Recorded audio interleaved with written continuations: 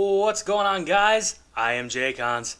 This is my SC6.1 by Team Associated, and today I'm going to give you a brief overview and my opinions on this truck so far. Alright guys, to start off, I'm running the same body I've pretty much ran since I started short course racing. This is the J Concepts Illusion Silverado 1500 High Flow. I'll put a link down in the description to Amazon. I love this body. I've always loved this body. I like it because it looks realistic. It drives well, and I've never really had a problem with it cracking. After a while, they will start to crack back here if you do cut them out. But yeah, it's a great body, and it fits the truck really well. Let's get this body off, and we'll see what's underneath it.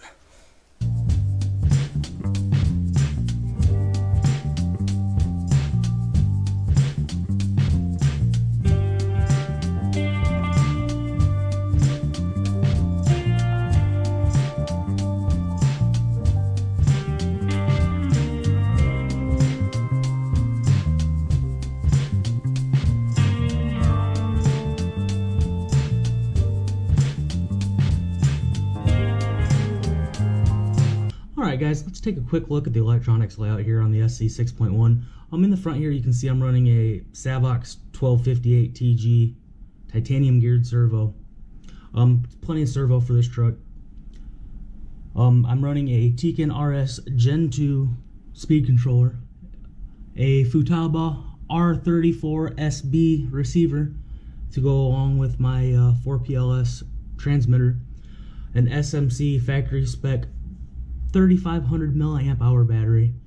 It fits in there wonderfully, and it gives me plenty of power for a 6-minute main. And I am currently running a Trinity D4 17.5 turn motor. 17.5 Blinky's the stock class around here.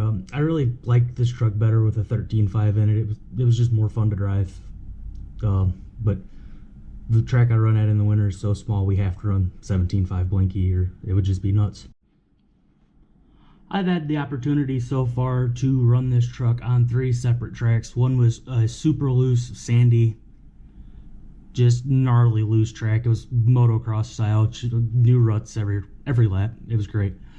I ran it on a very high bite indoor clay track and a black ozite indoor carpet track. Honestly, I wasn't a huge fan. The first time I ran this truck was on the loose, and I wasn't a huge fan of it. But then once I brought it onto that high bite, man, this thing really shines. You can tell mid-motor truck, it's designed for the high bite, and it really shows when you drive it. When this truck has the right setup and the right driver, it is an absolute rocket ship. And honestly, so far it's my favorite short course truck I've driven to date. I used to really prefer stadium truck, and this truck has honestly changed my mind. So on to my pros and cons. After getting to race this truck a couple of times, there's a couple of things that have really stood out to me so far. Pros wise is just the adjustability of this truck and tunability. I mean, it's crazy just how much you can adjust with this truck to make it just right for you. This truck makes it so easy to make so many roll center changes, and the pill system down here is great for making changes on your shock mount location on the rear. Of course, you can get the sway anti-roll bar kits now for it, which is an amazing tuning option for high bite. You have the changing the rear diff is super simple. It's a handful of screws. The top of the diff cover comes off, and you got your diff out already. So it makes it real easy for diff rebuilds. And like I said earlier, I mean, the truck out of the box on a high bite surface was pretty much point and shoot, just with the kit setup. But there's just so much tunability in this thing, it is amazing. Something else that really stood out to me on this truck was just the amount of steering that you have in the short course truck here. Coming from a SC10.2 as my last short course truck, this thing, it's leaps and bounds just better in the steering department and pretty much everything except for maybe forward bite on a outdoor really loose track. Now to move on to the cons for this truck. There's really not a lot I don't like about it. Really just kind of 2 small things. Just little things you can change to make it a little better, or that hopefully Team Associated or somebody's going to get figured out here in the near future. Number 1 is these ball cups. The ball cups are they're terrible. I've seen multiple people have issues with them already on the track. Just brand new trucks, ball cups popping off and really not doing what they're supposed to do.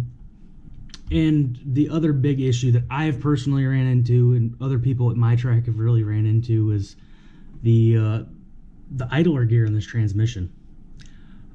I burnt one up the third time that I had this truck out. And there was a guy at my home track last week that went through 2 in one race session. Alright guys, so that's just a quick overview and my opinion of this truck so far. But if you could do me a huge favor and hit the subscribe button, it would really help the channel out. Leave a like if you liked what you saw, and I will see you at the next video.